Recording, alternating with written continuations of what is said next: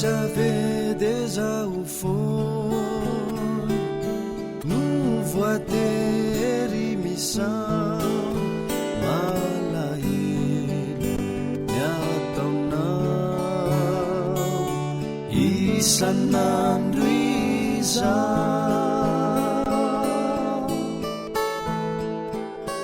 kosatria vety etsy maintsy miandry eto fonao zay minitra iverenanao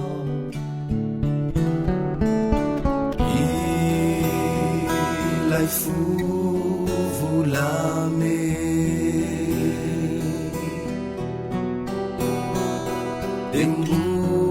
mbola miandry manante fa ny andro iray izy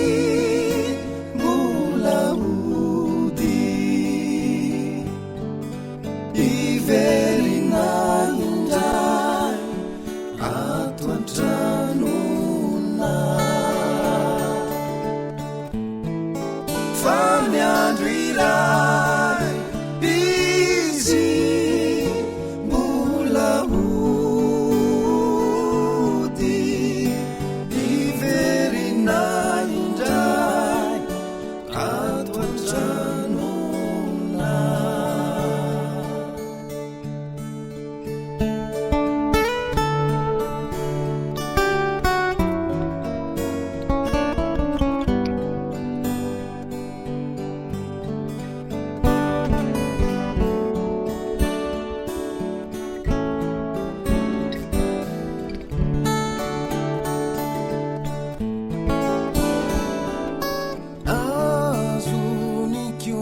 saiko mba tsy ho mora voabaiko ka ivily ametrakalonjony anjary tsy ty azy intso raha zay fijaly na tsy maintsy yaretako de yafiko satria no efa tiako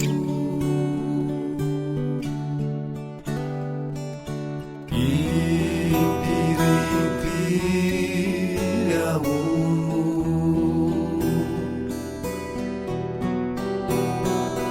no efa sakiamo ifo kanefa tao na indrisy nizaza tsy malala hoe tsy misy kanefa tao na indrisy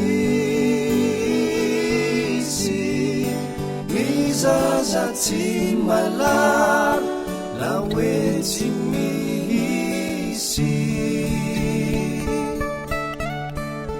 ratoaka